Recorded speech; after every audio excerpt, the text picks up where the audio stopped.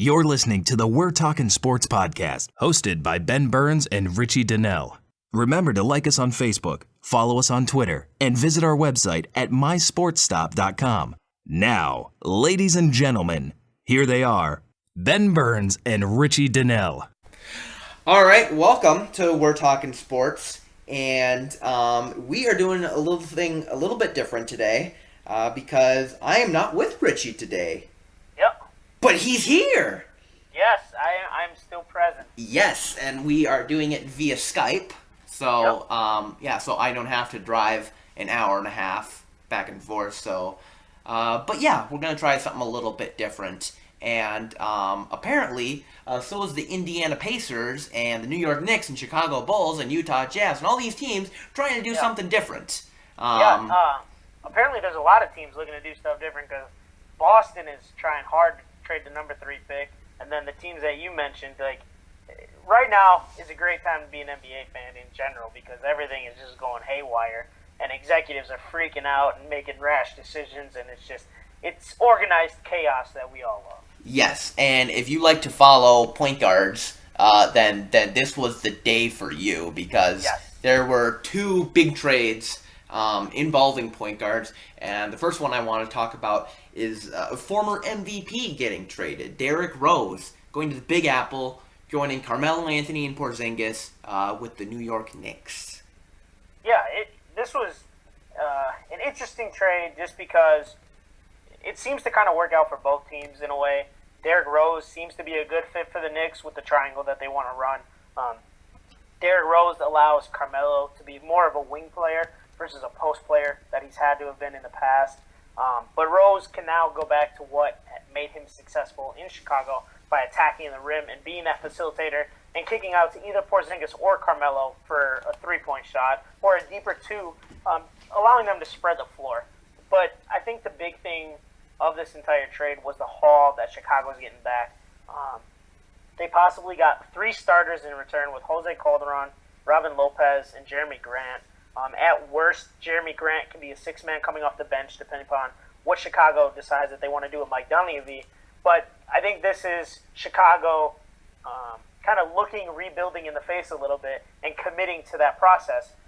Just because now Jimmy Butler is the face of your organization, I don't think that they'll trade him. Just because it was kind of that position where it was either we're going to trade one or we're going to trade the other, not necessarily trade both. Okay. But Jose Calderon gives them a replacement for Derrick Rose. But they also do have a first-round draft pick, which they can draft a point guard if one was to fall, or if there was one that they really fell in love with throughout this draft process, where Calderon could just kind of be a stopgap guy, or, like I said, they'll get the point guard of their future. And Robin Lopez has solidly, played his career a couple different places.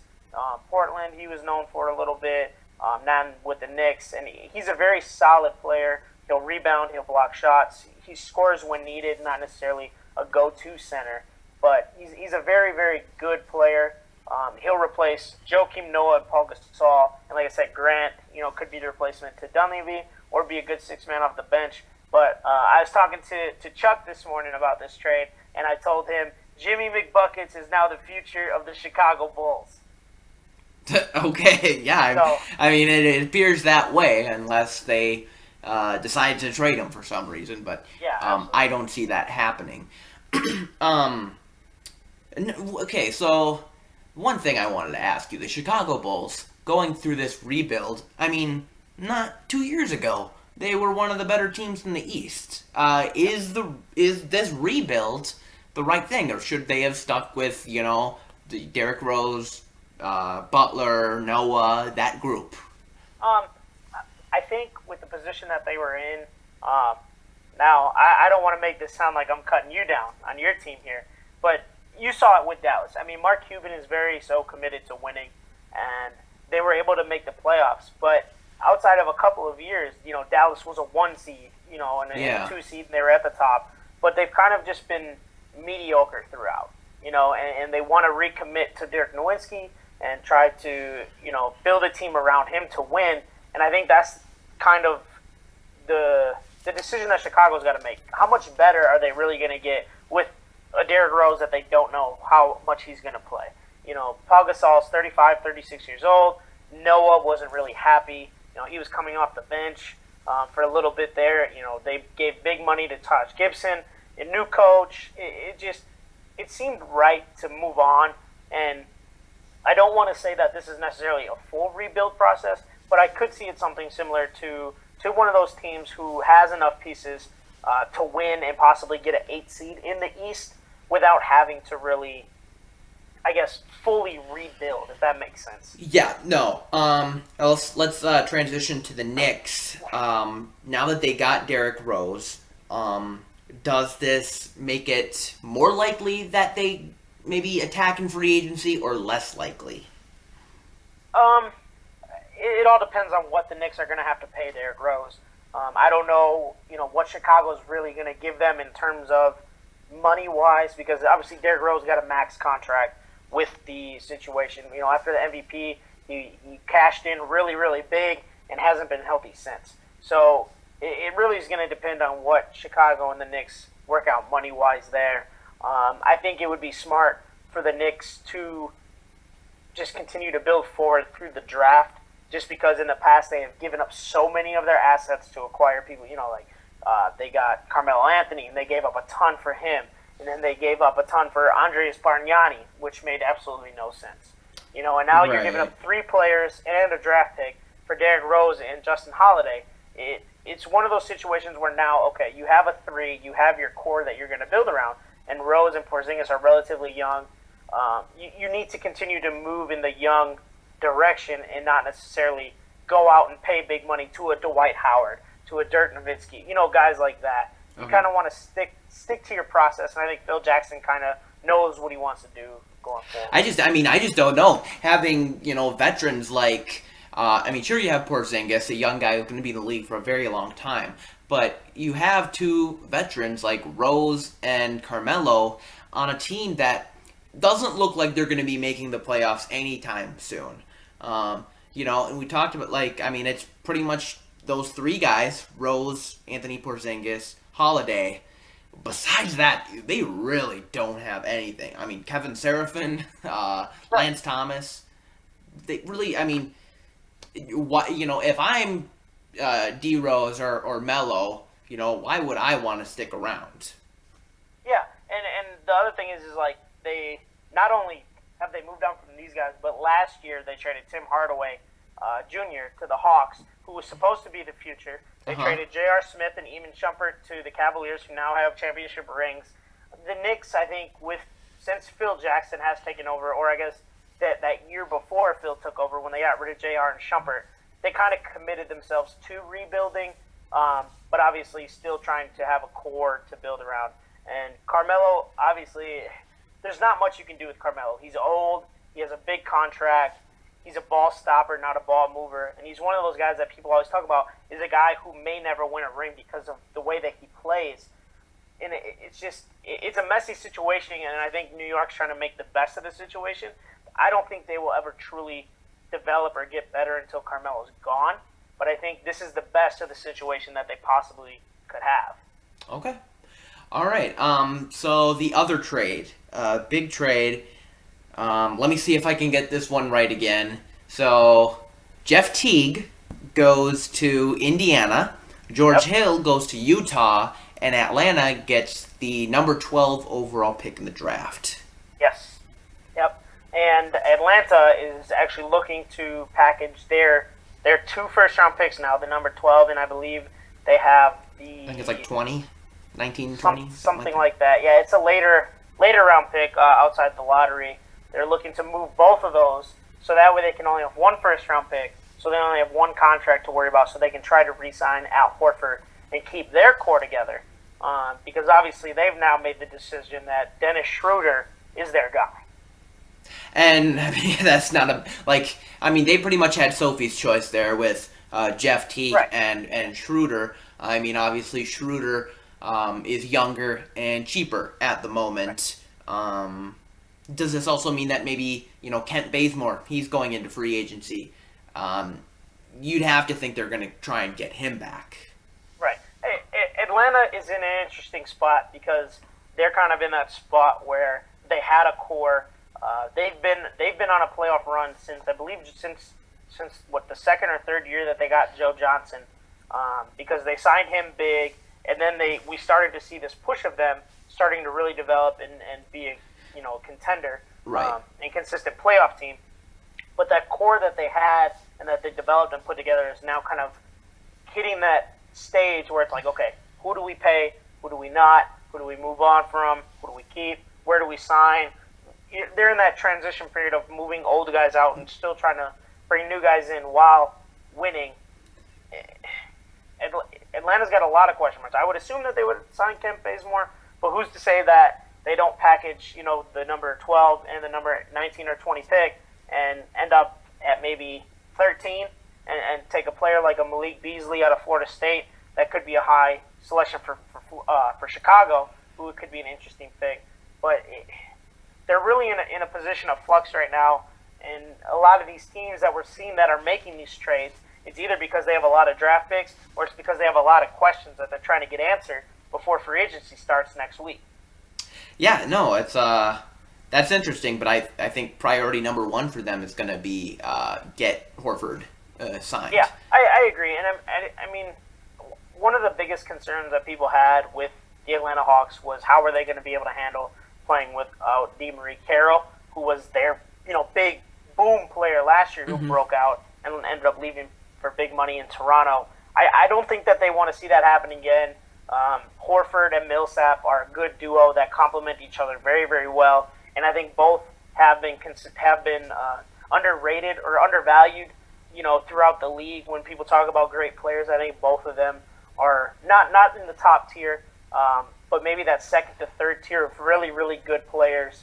I think Millsap may be a top 5 power forward. Yeah. Millsap is easily, I would say, no lower than tier number 2, depending upon who you want to call your elite power forwards in the league. But I think he still doesn't get the recognition that he deserves. And same with Al Horford. I think Al Horford, when he's healthy, is consistently one of the better centers in the league. And in Atlanta, obviously, they feel the same way, that they want to pay him this big money to make him play his whole career there. And I think another guy that maybe has been very underrated his entire career, Jeff Teague. Now he's going to Indiana, where now they have a pretty strong core with him, Paul George, and Monte Ellis. Yeah, I think Jeff Teague is. If anybody wins this trade, it's Indiana. Yes, I agree. We saw in the playoffs last year that George Hill is not a point guard that can run that team.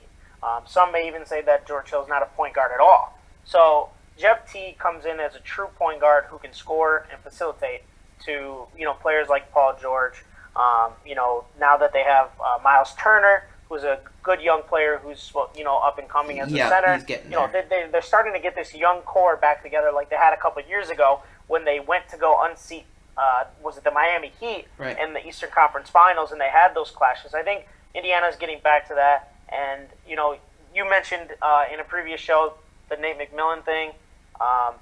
That was you liked that as a signing, and as a former NBA point guard, I think if Teague does have any questions about him, Nate McMillan can help erase those questions. But the other, like I said, the other piece of this puzzle is George Hill going to Utah, a team that you see regularly being a Mavs fan. I mean, now they're just loaded at the guard position for what? Yeah, I don't know. So now they have 5 point guards on their roster. So it's him, Trey Burke, Shelvin Mack, Raul Neto, and of course Dante Exum, who missed the entire season. What does that mean for him? So there's a lot of question marks. But I think what they do have is a pretty good front court. Derek Favors, been in the league for a super long time, but still, I think he's under 25. Rudy Gobert has been one of the best defensive centers in the league. And Trey Lyles, who didn't get much playing time in Kentucky, but in his rookie year showed a lot of promise. I mean, and is this team just going to be is the Jazz just going to be a team full of promise? I mean, they can't have Gordon Hayward as their best player and make the playoffs consistently.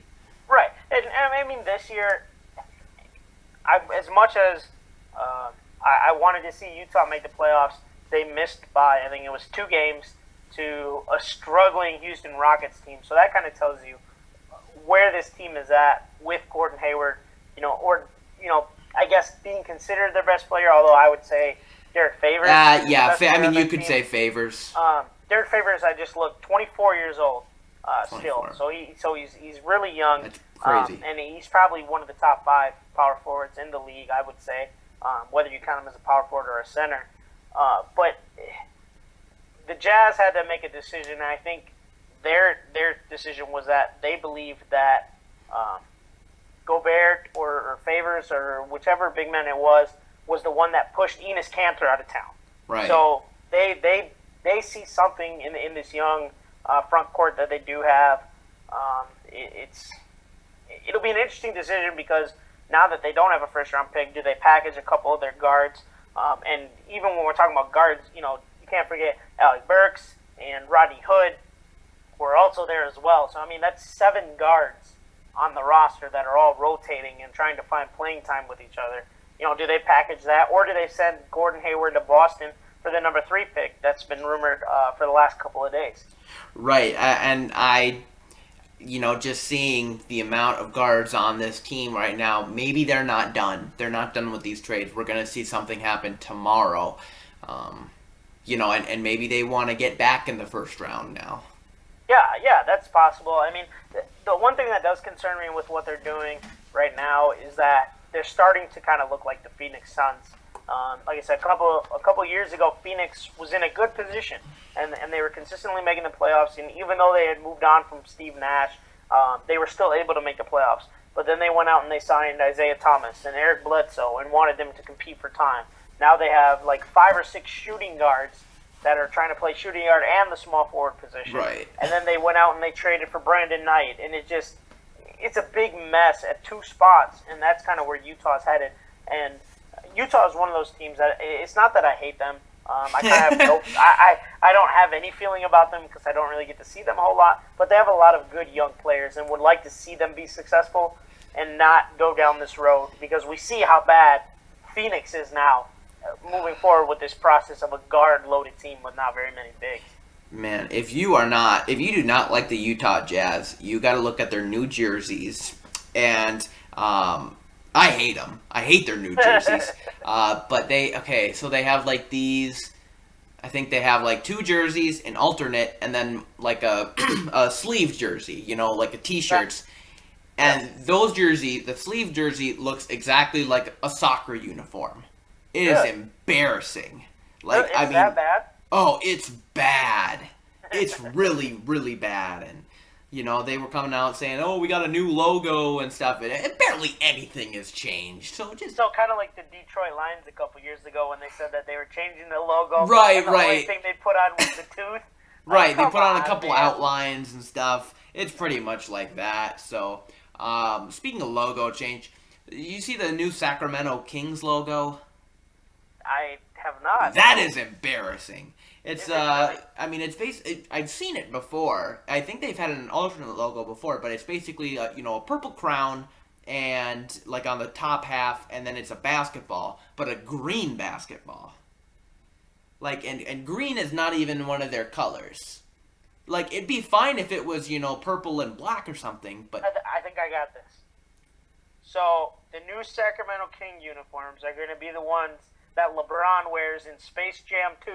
No. Highlight the green basketball that all the aliens get their powers from. No, their new jerseys look good. They look solid. It's basically a 2016 upgrade to their old jerseys, but the logo is just embarrassing. They should keep the old logo. Just in honor of guys like Chris Webber and Mike Bibby and stuff, but I will take claim that through all these teams, trying to get new, I guess, more modern day looks, the Milwaukee Bucks have done a fantastic I like their jerseys. I do. They went from an 8-point to a 12-point buck, so there wasn't like a huge dramatic difference. The horns, the way that the horns are shaped, shape a basketball, which a buck's horns obviously do propel up. So that was nothing, And then the green, the cream. I mean, it's better than the Christmas colors that they went with, after the old purple. This is probably the best look that they've had in a long time, and I personally really, really love the black alternate uniforms, and the first team to have an alternate court as well. Yeah, no, very good jerseys. But you see the only teams that aren't changing logos, the good teams, the teams that are winning. Yeah, that's true. Hey, that's true but I mean, the Milwaukee Bucks need something for people to be excited about, just because, as you know, living in the state of Wisconsin, if you're not in the southeast corner of Milwaukee, Kenosha, Racine, the rest of the state doesn't really care. Well, even here in Green Bay, it's just nobody cares. Nobody cares about the Bucks. Exactly. I think there's more fans for UW Green Bay than the Bucks. Well, and one of the things that a lot of people, especially down here, are getting excited about now is if you do watch the news, the possibility of either Oshkosh, Sheboygan, Appleton, and I'm not sure if Green Bay was in there, but those three cities are in the running for a Milwaukee Bucks owned D-League team, which would be awesome. I like that. I would love it, because then not only can I go watch Bucks games as a Bucks employee myself, but then I can also decide, hey, some of our young guys are playing, an hour away. Let me go watch the young guys on a roster, and see what the future of the organization could be like. That's nice. I'm definitely all for teams using the D-League teams. I'm definitely for that, especially since, as you know, I'm big into football, where they just now have announced that they're going to have 10 practice players for the next 2 years. Yep. That's up from the number 8 that they had 2 years ago.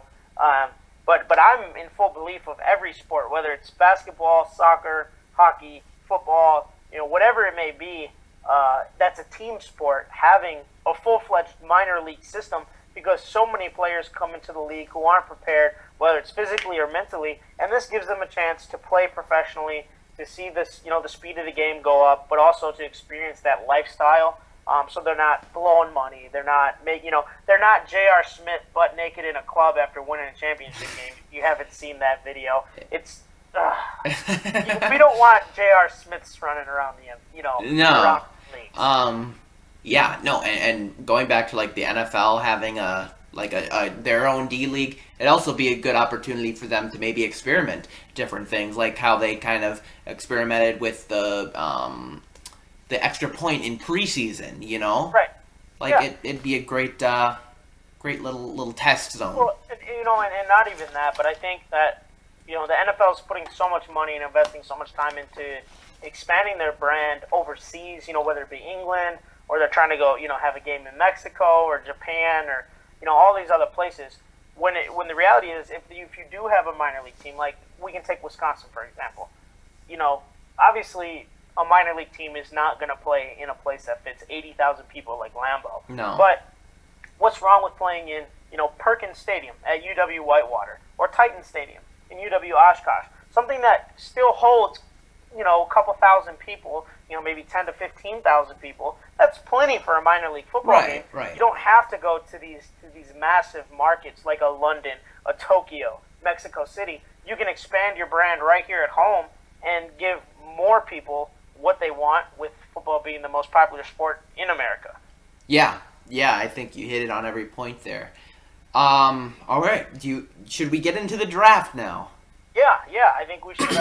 This is our pre-draft episode here. Yes. I'm sure now that we kind of figured out how to use Skype, we'll have a post episode as well coming up here.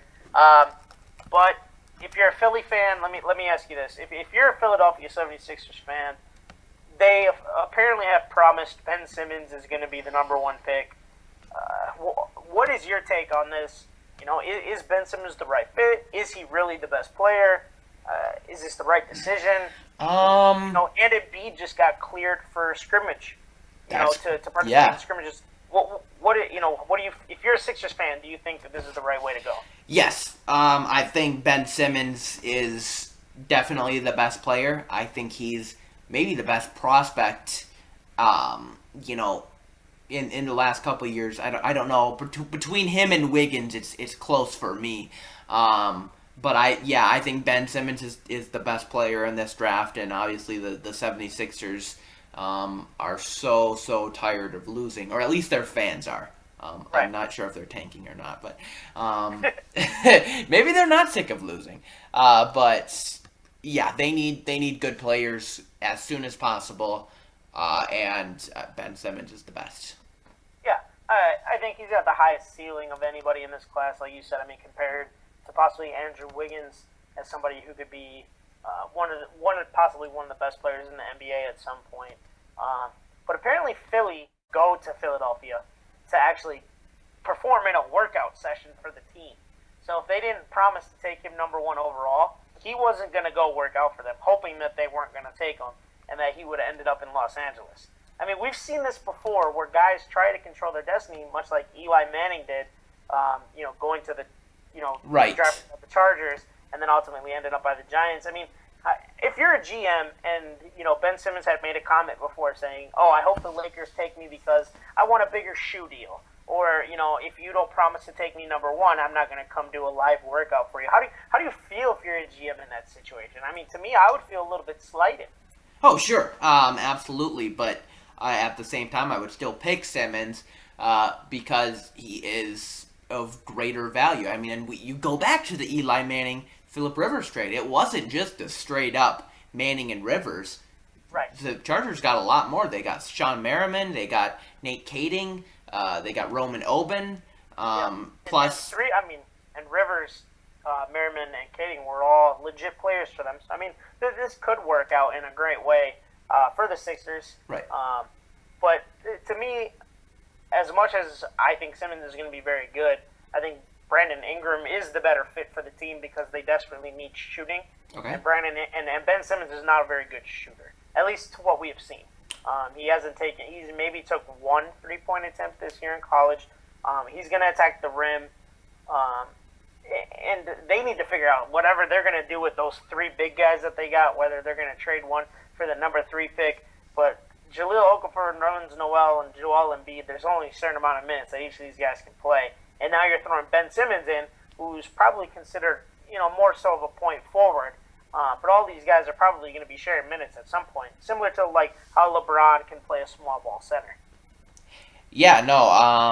I mean, I like Brandon Ingram too. Don't get me wrong, but I mean, personally, I would go Simmons. He's a greater value. Okay.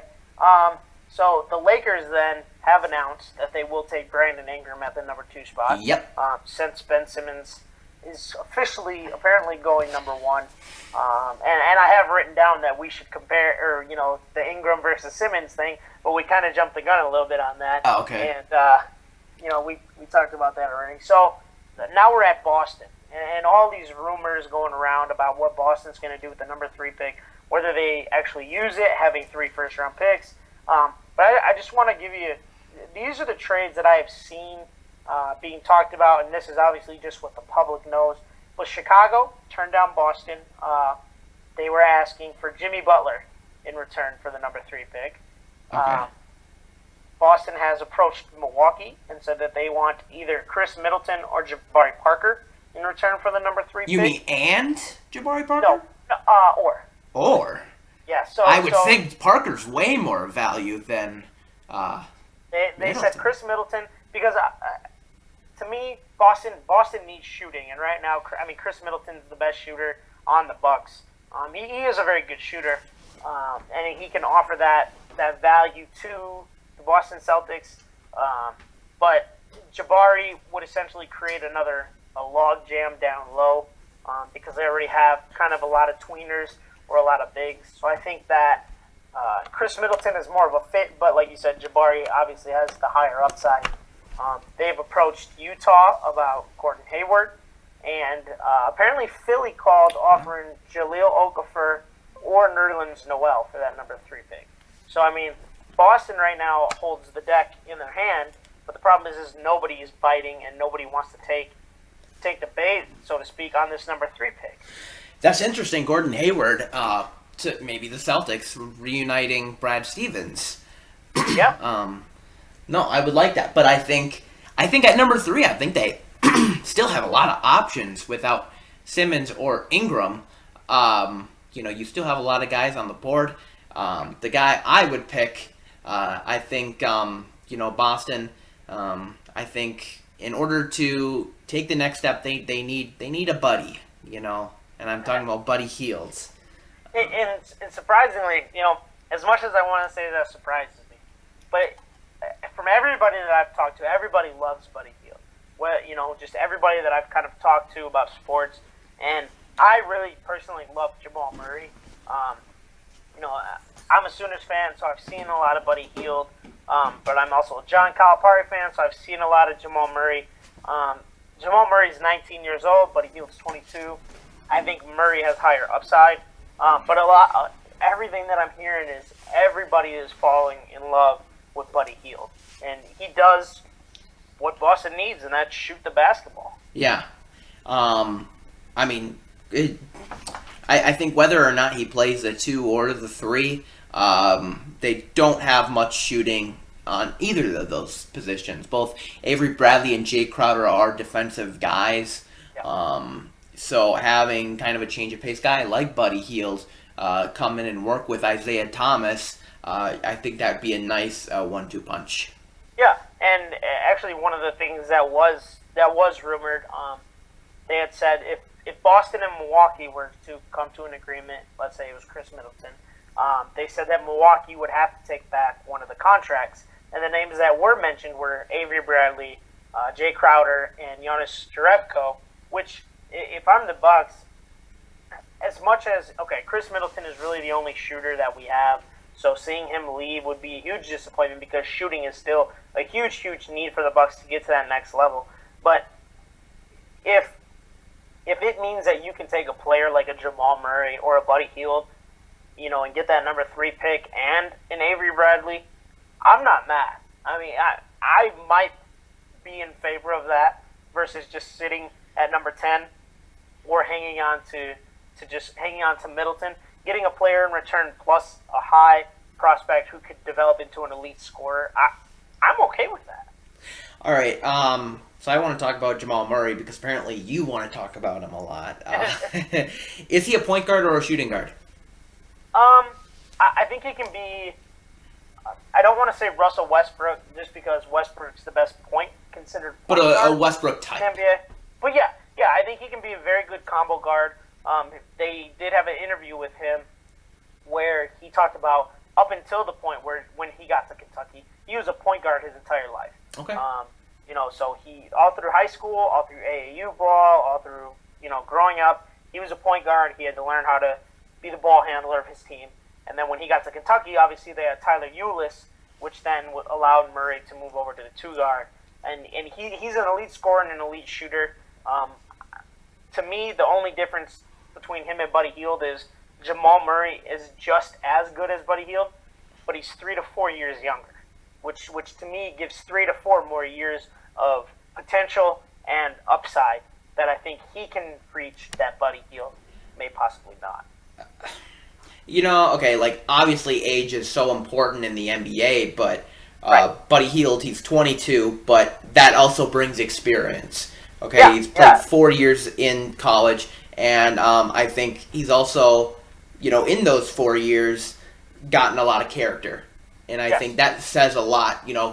Whoever's going to get him is getting a good kid. Kind of like Marcus Smart, I would say.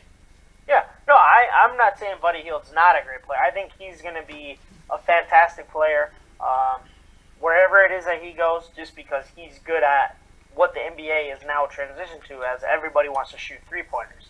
I mean, even if you watch the NBA Finals, I mean, not only were the Warriors just shooting it was transition threes the entire time. But the Cavs, for whatever reason, were trying to get out of their element of just taking the ball to the rim, and then going back and playing defense. They felt the need that they needed to start shooting all these threes for whatever reason. I don't know why. But really, before they won the last 3 games, they were trying to give into this small ball, essentially playing LeBron at the 5. Yeah, Yeah, and I think that was more so the matchup with Draymond Green, just because the Warriors are so versatile with everything that they can do. I hate small ball, so Yeah, I hate it. I'm with you. That's not basketball to me.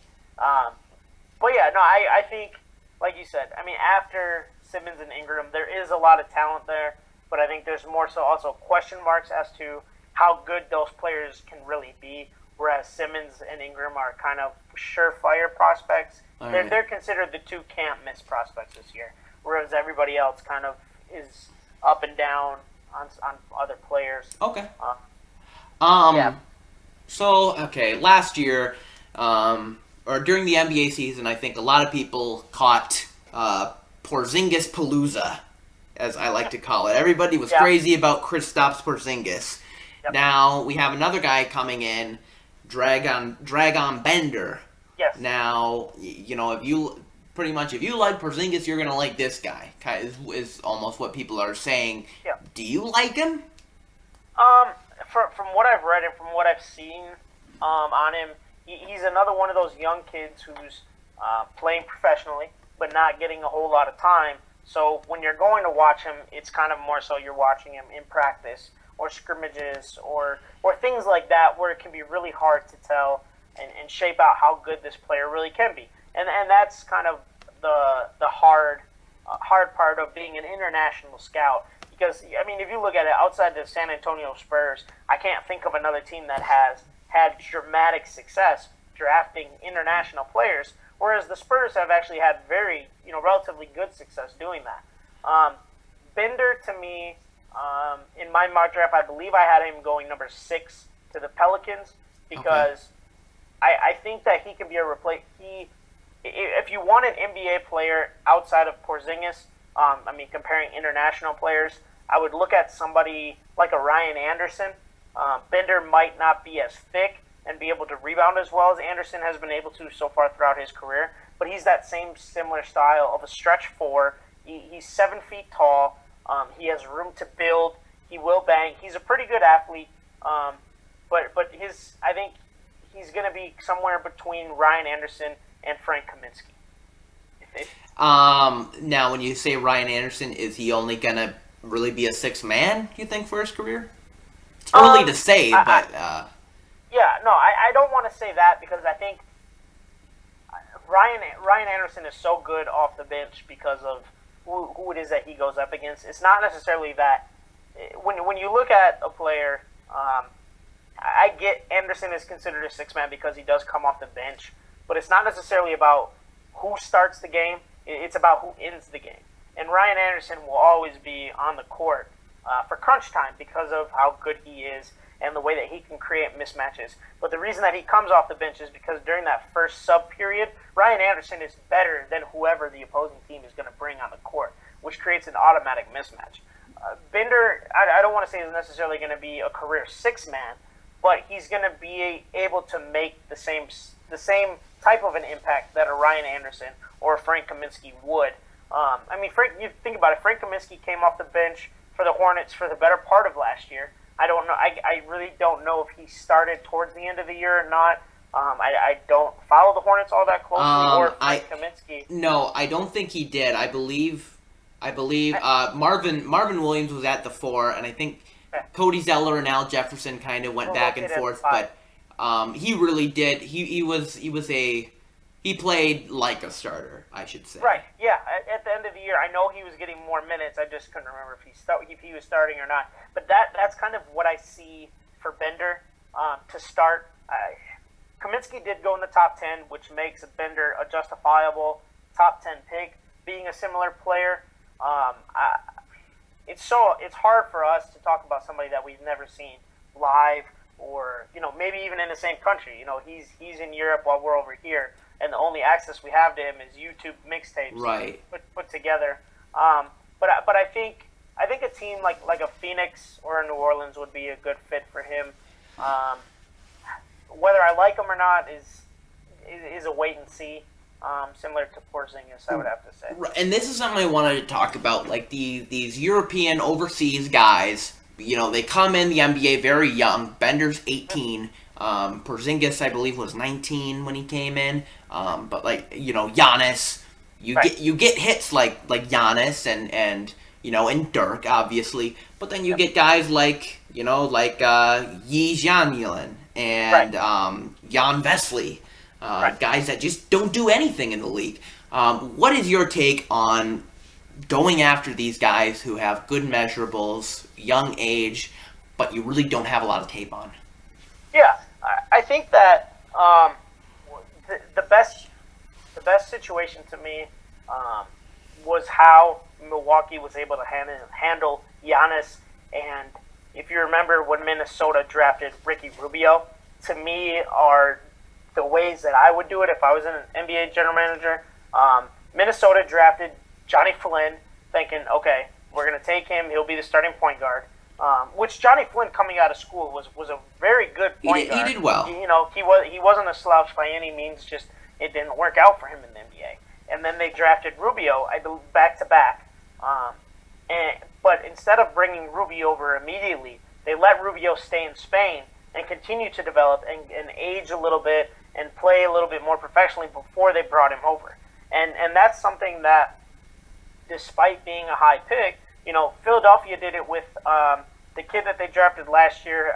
I'm blanking on his name, but they're talking about bringing him over this year. What team? The 76ers. Oh yeah, Saric. Yeah, Sarge. He was a high draft pick for the Sixers last year, and they let him stay overseas and continue to develop.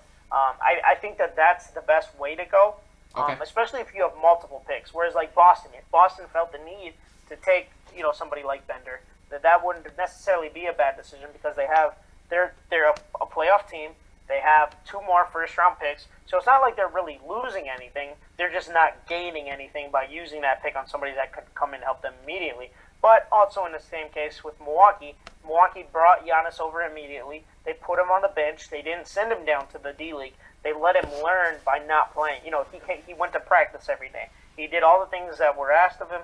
And towards the end of the year, when the Bucks realized that there was no chance of them making the playoffs, they started sending him into games and letting him play late, and you could kind of see the potential that he had. That he just kind of had to fine tune his game a little bit, and then obviously year 2, we all saw what could be with Giannis kind of breaking out that year, and that was the year that the Bucks ended up making the playoffs. Yeah, I just asked that question because we have a lot of these guys in the draft that are young, tall, very lean. Ante Zisic, I think is his last name. There's another one. They have I think it's Hernandez Gomez or something like that. Yeah, no, I know who you're talking about. Like and that's only his last name. Like right. Hernandez Gomez. There's a lot of guys who get drafted, whether it's draft and stash or they draft and come over. It's Gallinari is another one that was it's so hard to peg whether these guys are really going to be good or not, just because also the NBA is a lot different than European basketball, and the only time that Americans ever really see European basketball is during the Olympics or during the trials of us qualifying to make the Olympics.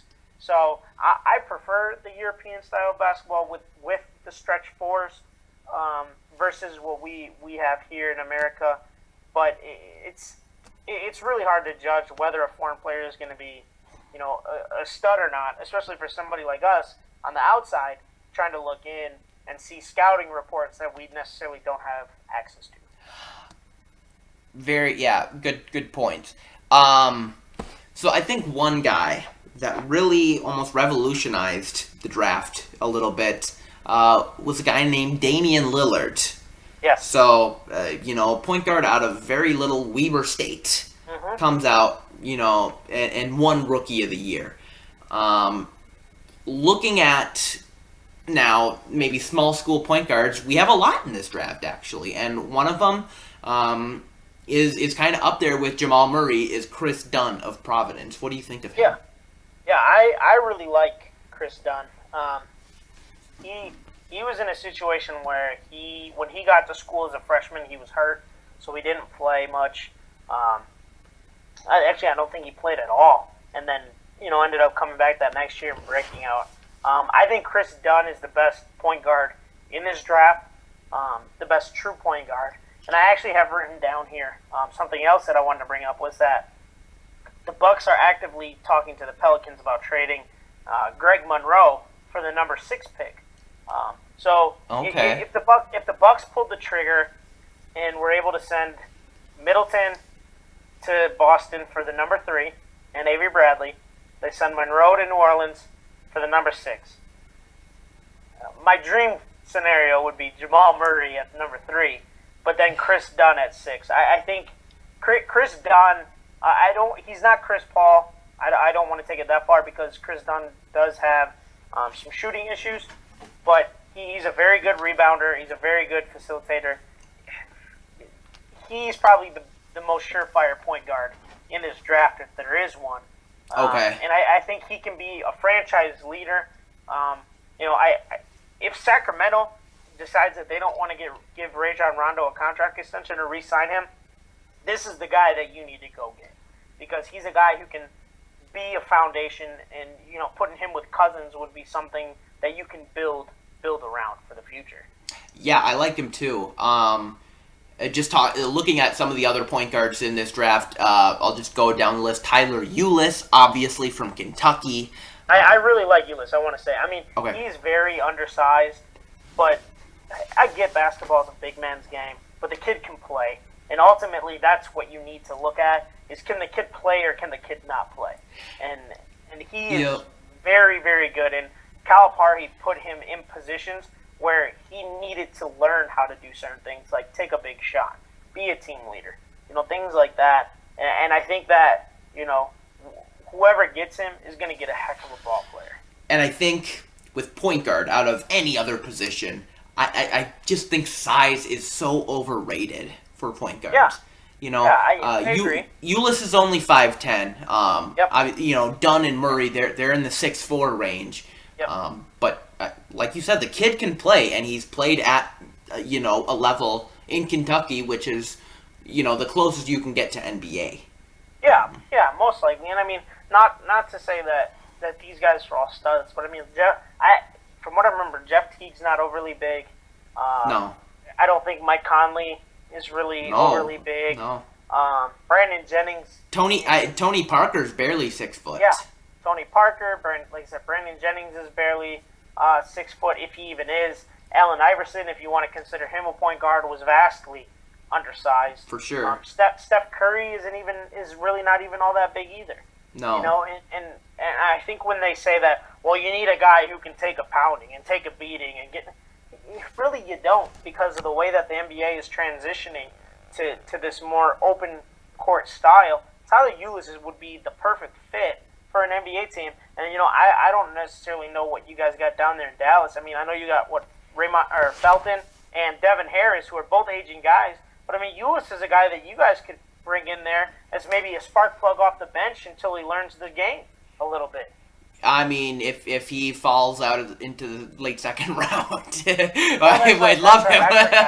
Yeah, you guys do not have. No, we're not. And I feel like they're gonna trade that too because apparently Mark Cuban is allergic to draft picks. So, I actually have that written down. What your dream Dallas draft would be. Oh, but it's pick number 46. Yeah, no, I mean the dream is probably for Jamal Murray or somebody to drop all the way and like have a Laramie Tunsil situation. Yeah, Jamal Murray tears his Achilles walking into the green room right before the draft. And post a picture of him shooting up heroin and smoking cocaine and supporting Donald Trump. But as you see, that only drops you to pick number 13. Unfortunately. So, if that's the case, if he's shooting up heroin, Milwaukee might be in play for Jamal Murray then. Man, oh. Yeah.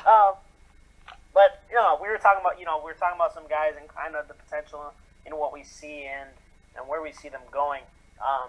Is there anybody that you see that you know about that you think could kind of shoot up? I guess between today and tomorrow, that maybe possibly a top 5 surprise that comes out of nowhere. That might just be a shocker for you. I have the kid Marquise Chris that's out of Washington. Yeah. He's been flying up boards randomly. Kind of like I don't know if he's a stretch 5. He looks like a stretch 4 to me. but he is just flying up the board. After nobody talked about him, as a one and done player, which he now is, from coming from Washington. But he's a guy who I think Chad Ford had him mocked at number 4 in this latest mock draft, and it's like, where did that come from? I mean, is there anybody that you see kind of in that mold? I think a guy that could really shoot up, maybe not top 5, but possibly top 10, is Denzel Valentine. Okay. I think a lot of people don't have him very high because he is a senior. But I just think there's going to be a team that's going to fall in love with him. Remember that Final Four run a year ago, and say, hey, I think this is a guy that can lead our team, someday. Yeah. I think it's also the knee issue that he just had that's making him drop a little bit. Oh, okay. From what I saw, there's an injury issue there. Oh. But similar to what you're saying though, somebody who was on a team that makes a big run, that kind of came out of nowhere like that, Sabonis from Gonzaga. Sabonis. I like him. I don't think a lot of people are really, there's not a lot of talk about him, but I think he is a guy who will go in the top 10. I guess I should say quietly be a top 10 pick, just because a lot of people aren't really talking about him a whole lot, but he is a very, very good ball player. But my top 10 surprise is Malik Beasley from Florida State, just because of the ability to shoot. Every team's looking for shooters, and I think somebody will fall in love with him as a athletic 2-guard who can shoot the basketball and can attack the basket, and could end up going somewhere in the late top 10, maybe a Sacramento, if they don't believe in Ben McLemore anymore, or somewhere between that 7 to 9 range, possibly. Okay, I changed my vote. No, I actually think this guy could go surprisingly top 5. I've seen him go from top 6 to late lottery. That's Jacob Poeltl from Utah. Okay. Yeah. Is it Jacob or Jakob? He looks like a Jakob kind of guy. He's from Australia, so I'm guessing Jacob. Okay, because it's spelled Jakob. K-O-B. Yep. Yeah, but I like him. I think he's a good player. He certainly he doesn't have the long range shooting like every center seems to have in this draft, but I like him. I think he's a solid big man. Yeah, I like him too. This is such a biased statement, and you're gonna laugh at me. I know you are when I make this comment. Okay. But I watch as much college basketball as I possibly can on a given Saturday. Sure. Just to see everybody that I could possibly see. And I've seen a number of his games, and watching him play, and everybody kept putting him in their mock drafts, having him go to Milwaukee, going to Milwaukee. And the only reason that I did not want him to come to Milwaukee is because when I do see him play, I see Andrew Bogut. And is that a bad thing? It's not a bad thing.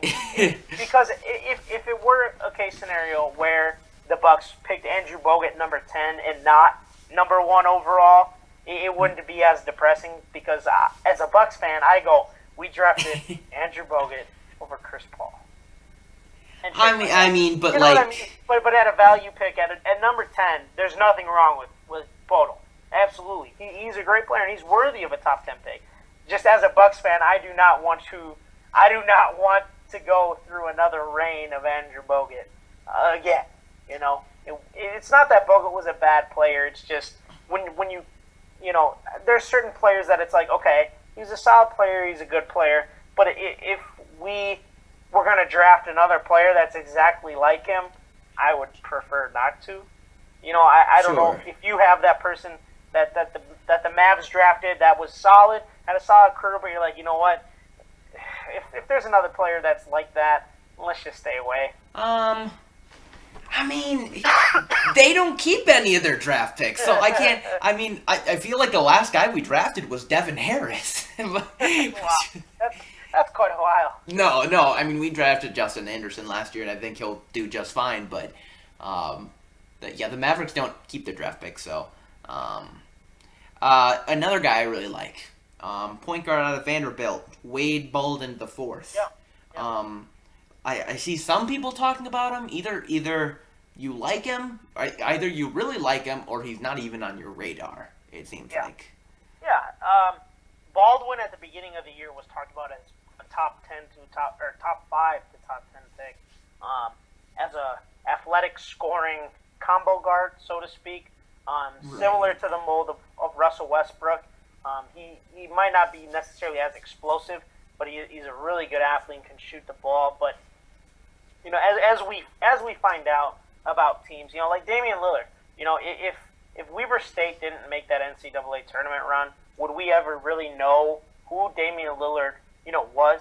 And I think it was they played somebody, I don't remember who it was that they played, but they played him really, really tough.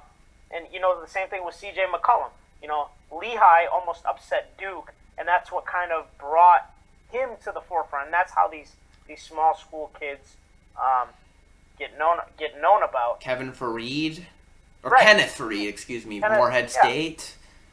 Yeah, but it's one of those situations where you get noticed as your team does, and Vanderbilt has underachieved. And I think that's where it is with Wade Baldwin, where you really love him for what he can do on the court, but he necessarily doesn't help his team win. And that's, I think, what really draws him back, and kind of drops his stock a little bit. Or is he really a point guard? Is he two guard? You don't really know. But I like him as an athlete, as a project. Somebody like Chicago maybe would be a good pick. Does he drop to 46 is the question. I don't think he'll drop that low.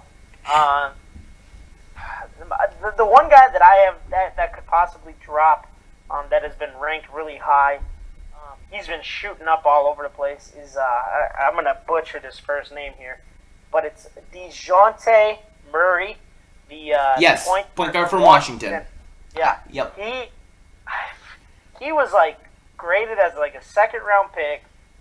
He declared for the draft. Then all of a sudden he's magically a first round pick just because he decided he was going to declare. See, this is what you don't see this in the NFL draft. No, you don't. And then all of a sudden, he goes to work. He goes to the combine, and the next thing I see is Chad Ford's got him at number 12. And I'm like, how did he just gain 20 spots over the course of the last 2 weeks? Where did this come from? I think, I don't want to say, if you remember when Perry Jones came out, he was a 6'11" guy who could handle the ball, shoot the three. He was expected to be this top pick because he was such a stud, and he fell and fell and fell. Mm-hmm. Same with Jared Sullinger, same thing, and just kind of fell, DeJuan Blair. DeJuan Blair, same thing. I think Murray is going to be in that same situation. I think teams love him, but they don't want to be the team to be the one to take him. Gotcha. So I think he could be kind of like that guy who falls, maybe into the 20s. I can't think of a team off the top of my head that might need a point guard in that range. And maybe I think more Philadelphia with a later pick. Okay. Could be a good spot. And I think, after the lottery, I think it's more just based on value, really. Yeah. All the draft picks. It's not like, okay, this guy is going to come in right away and be our backup for.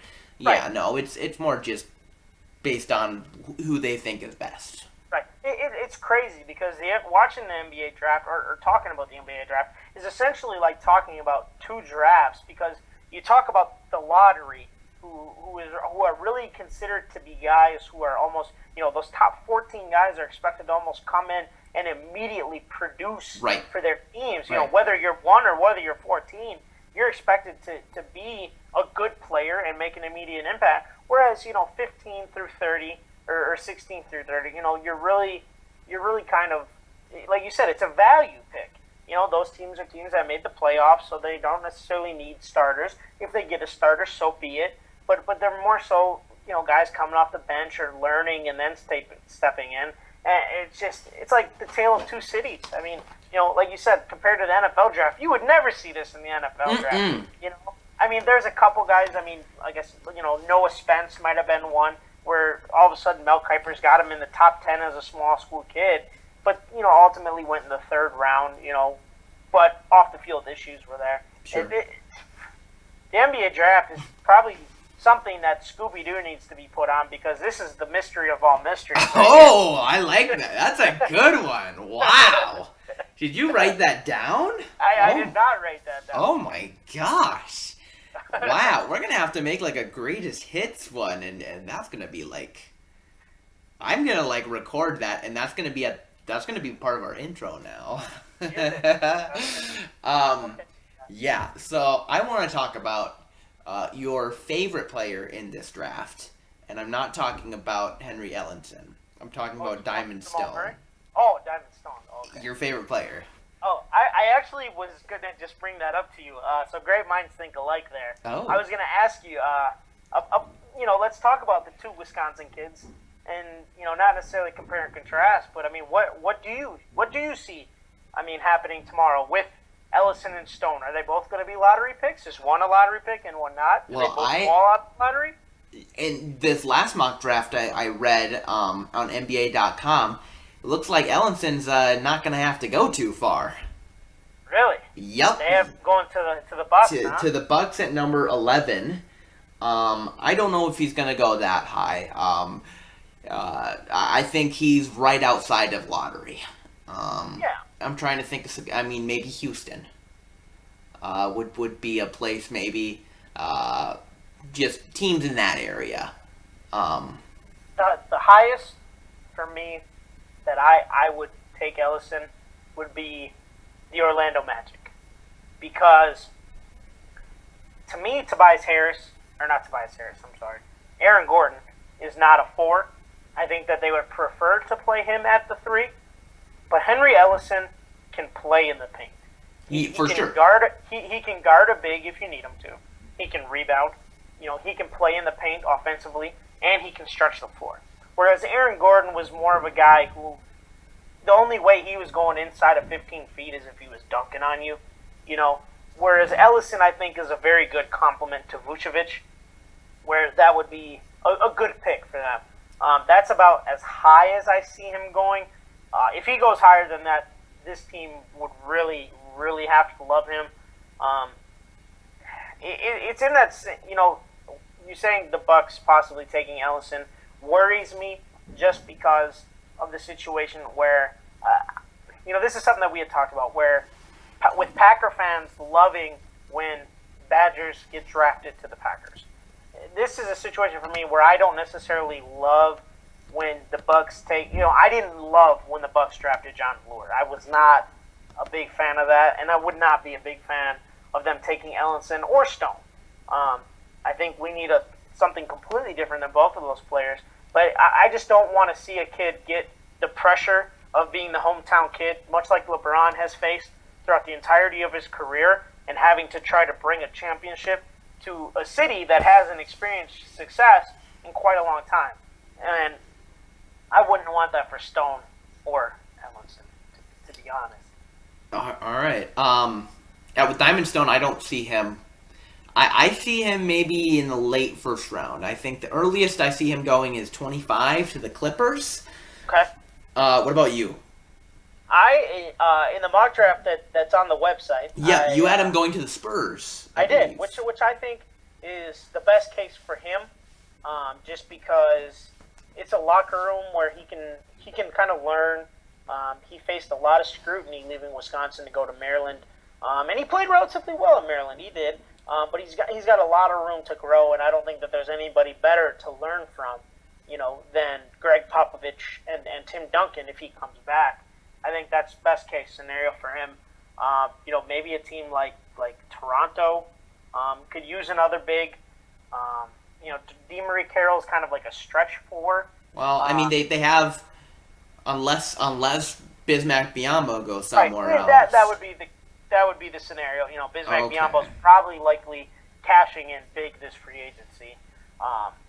Stone could be a good replacement to him behind Valanciunas, or next to him at the 4 spot. Stone can play out to 15 to 18 feet and take a jumper or back you down. He's very versatile. He is somebody who could fit for the Bucks, but obviously he's not going to go anywhere near that high.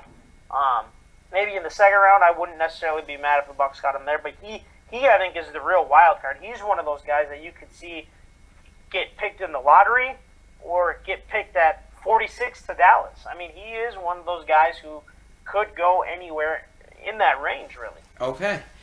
All right. Do you have any other guys maybe you wanted to talk about? The one to watch out for is the kid from Kansas, Chiek Diallo. Yes. He didn't get a whole lot of playing time because that team was senior loaded, but he went to the NBA Combine and he tore it up. He might have been the best player at the Combine. Another kid who I think he could be one of those guys that's a surprise top 10 pick. Okay. Maybe and then maybe even a late first or early second. So he could go basically anywhere. Pretty much, except for number 1 or number 2. Or number 46. Or number 46. Because Dallas doesn't draft anyone. So all in the words of Ben Burns, any player that has any chance of ever being good will be gone or not selected at number 46. That's how it is. And so I don't want to ask you this. I mean, there are some things that make people highly upset, when it comes to draft day. Sure. And I always got very upset when the Bucks took a foreign player in the first round just because we've drafted guys like not to say Bogut was bad, but we drafted Bogut from Australia. Yi Zhanlian. We had, I guess, a culture of making bad picks in the first round. Yeah. Before John Hammond got here. If Dallas at number 46 uses their only pick on an international prospect who does not come over immediately. Well, that's what happened to their second round pick. They picked this kid from India, like Satnam Singh something. So I don't know. It's happened before. But I mean, with it being their only pick, I get like last year, you had Justin Anderson in the first round, and then you have a second round pick to do whatever with. Your only pick is number 46. I wouldn't be upset because I don't think a second round pick should be an immediate contributor. I mean, no, but I mean, if the guy doesn't even come to your roster, is that a little upsetting or not? I mean, the hope is that he eventually comes. Okay. But I wouldn't get too upset about it. Okay. I guess you're in a little bit of a more position than honestly, I am because Dallas has been winning. Honestly, I'm so used to Dallas just trading away their guys. Like, I remember 2 years ago when they picked Kelly Olynyk. Like, I wasn't happy about it, but I'm like, oh, they're just gonna trade it anyways, and they did. Yeah, to Boston. Yeah. Who Kelly Olynyk now is actually played pretty well in the playoffs last year. Yeah, I don't like Kelly Olynyk though. He broke Kevin Love's wrist. Remember that? Yes. Yeah. I guess.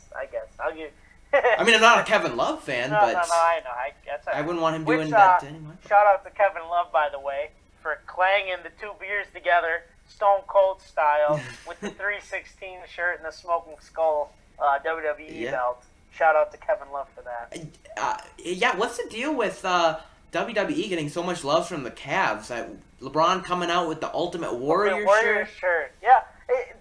Ben, there's a lot more WWE fans than you realize. Well, no, I think LeBron had no idea who the Ultimate Warrior was, but he saw Ultimate Warrior on that. He's like, oh, hey, I'm gonna trash Steph Curry over here, and I disagree. I think LeBron knows who Ultimate Warrior is. But also one of the other things though is that maybe this has something to do with it, but for as long as I can remember, so.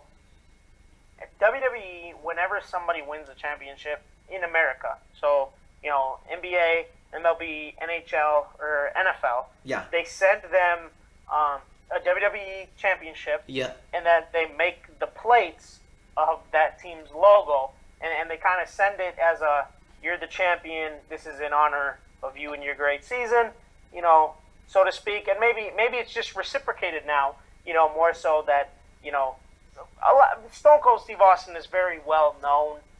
So to celebrate clanging 2 beers together, I mean, maybe that's a little more well known than Ultimate Warrior, especially with the age that LeBron is at. But I think there's so many more people that are wrestling fans, and with a lot of those players having kids at the age where I started watching wrestling, then maybe their kids are wrestling fans, and they just kind of deal with it. That could be another thing too. I don't know. I guess we'll see. So let's talk about some free agency stuff, just for a little bit. Obviously, free agency hasn't even kicked off yet, and I think tomorrow's, if there's any trades, that might determine some of the things. But one thing that's kind of gotten me a little rattled is the Warriors saying that they're interested in Dirk Nowitzki. Now, Dirk hasn't said anything back. He hasn't said, hey, I'd love to join the Warriors. Before this, he said he was planning on signing a 2-year deal with the Mavericks. And just ending his career, I take it? What? And just ending his career in Dallas, I think, right? Yes, okay. But at the same time, Dirk has said to Dallas, hey, get me a better team around me. So, I mean, really, his choice may just be either stay in Dallas his whole career or win another championship. Yeah. I mean, he's not the only guy in that position. Obviously Kevin Durant is in the same boat, and Golden State has voiced numerous times that they plan on giving everything that they have, every last dime and penny, to Kevin Durant, to try to bring him over as well. I mean, to think that they could have a starting 5 of Steph Curry, Klay Thompson, Draymond Green, Kevin Durant, and Dirk Nowitzki scares me, because that spells 82-0. Right. That is terrible. I would love to see Dirk finish his career in Dallas. I love seeing guys who are so loyal that they play their whole career in one city. But I also understand, when guys do leave for whatever reason. Peyton Manning probably would have been a Colt his entire career if it wasn't for the injury and them getting Andrew Luck.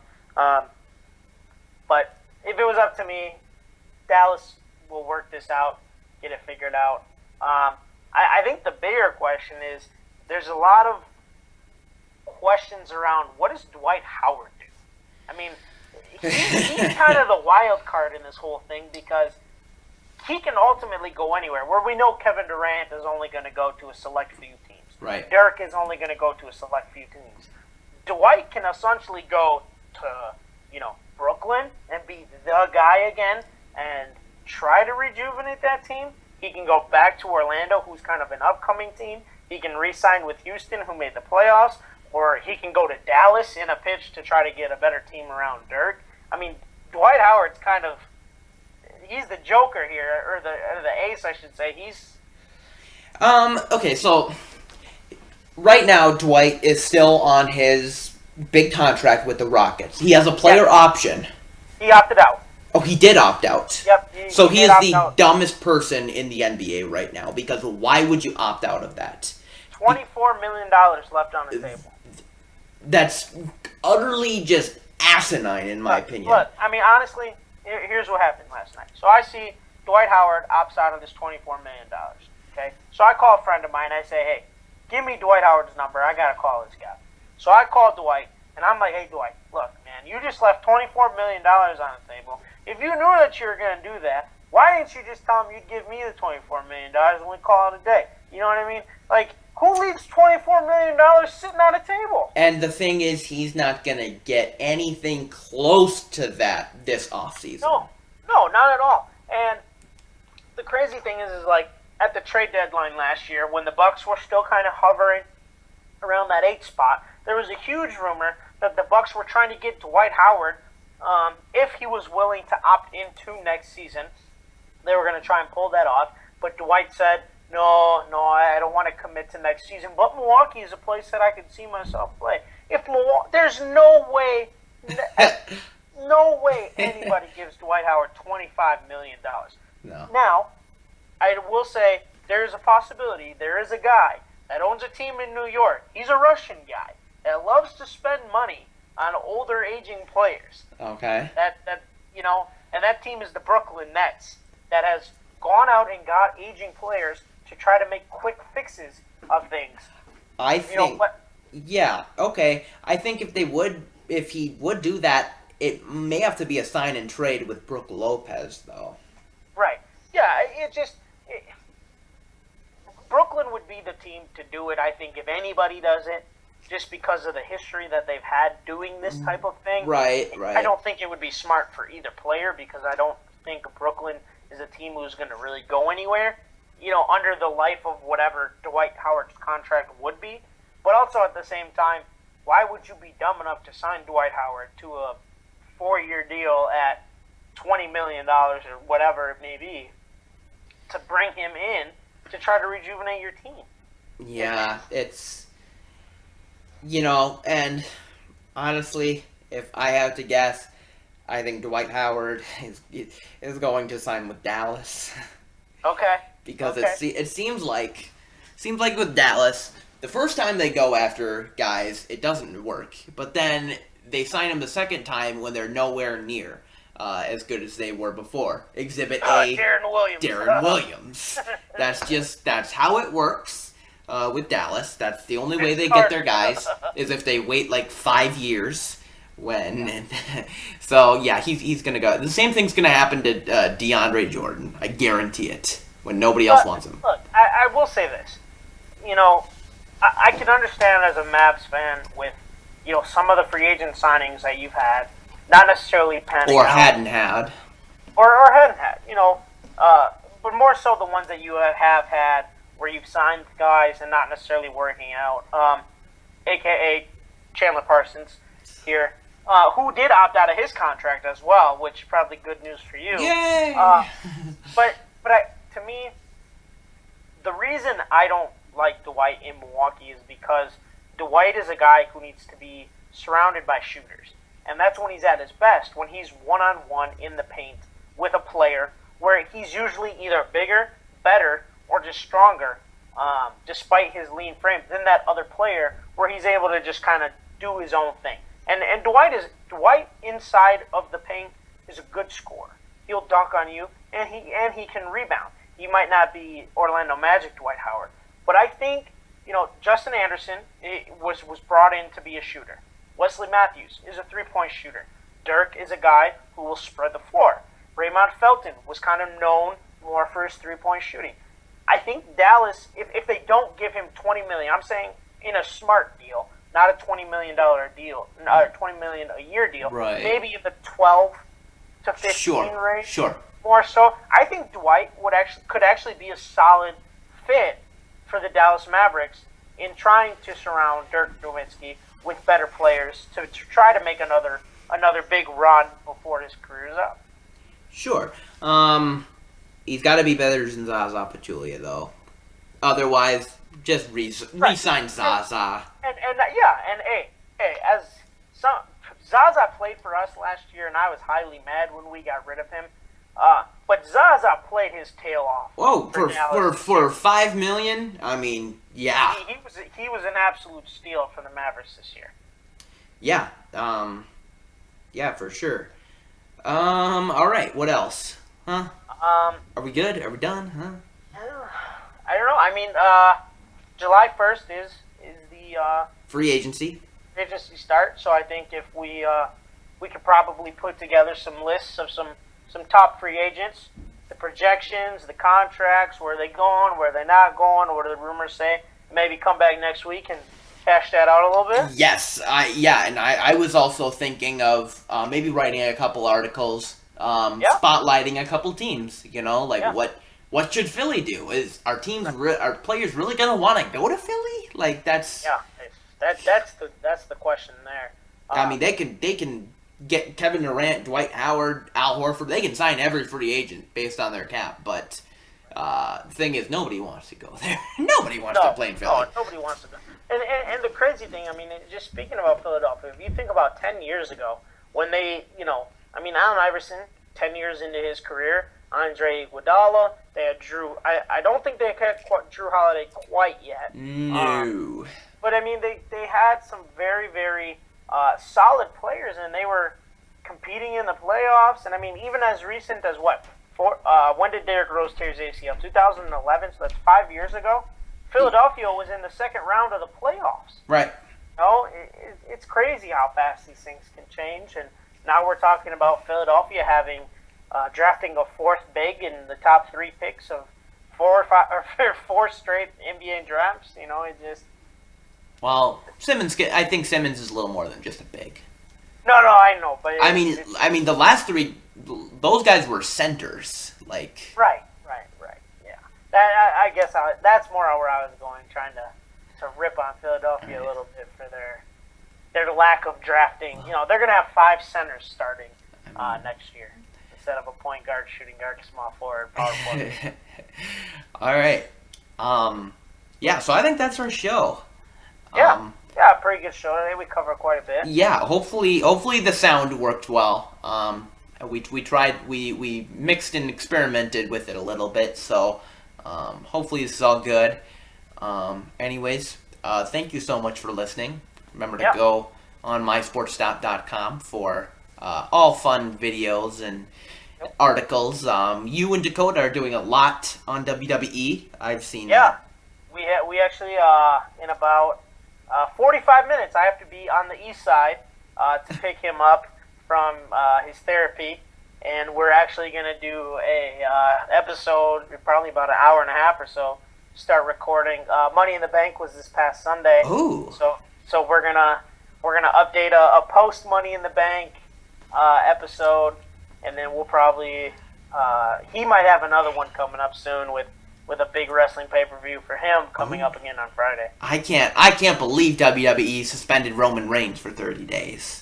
Well, here's the thing though. Like I get, you know, when people think of professional wrestling as an outsider, I guess. You assume, these guys are all just jacked up on steroids, and all they do is do drugs and all these other things. This Roman Reigns, 2 days. What's today? What's today? Wednesday. Today is Sunday. Wednesday. So 3 days ago, Roman Reigns is WWE champion. He won the championship at the biggest show in the history of wrestling, and possibly one of the biggest shows in the history of on the planet Earth. When WrestleMania had 104,000 people in one stadium to watch him win the title, and the retard goes out and fails his piss test. I mean, that's all his fault, but that's why he was suspended. Was WrestleMania on Sunday? No, this was a couple months ago. Okay. But I mean, he won the title at WrestleMania, which to the crowd or to the fans says, okay, this is our guy. And the only reason that he lost the belt was because they knew because he failed his drug test going into Sunday. So going into Sunday, they had to make the decision, well, do we suspend a guy who's our champ, or do we take the belt off him? And obviously, you know, they made the decision to take the belt off of him and give it to his bud Dean Ambrose. But this proves that WWE kind of has a plan in place where they're not going to take any unethical, you know, things. Their process might be not necessarily as firm or as strong as, you know, the NFL, the NBA, MLB, because I'm sure Vince goes, this guy's on steroids, but he's a good dude. Hey, let's give him a pass this time. You know, I'm sure that happens. All right. But 30 day, hey, that's your own fault, man. Smoking weed, doing crack, all types. Who knows what he was doing? They were in Las Vegas. You know, he might have caught a STD while he was there. All right. That is not where I wanted our conversation to go. All right. Well, I think that is a good place to end the show. Thank you so much for listening. Richie, thank you so much. Yeah. Hey guys, I hope you if you listen to this and it sounds good, or you know, if it doesn't sound good, let us know. Let us know. This is kind of the future that we're heading to. The future, living 2 hours apart here. You know, to figure something out, keep it going, and keep bringing you guys good stuff. Absolutely. As long as you guys are listening, as long as you 5 people are listening, we're going to keep doing it. So. Absolutely. All right. Have a good one. Bye-bye. All right.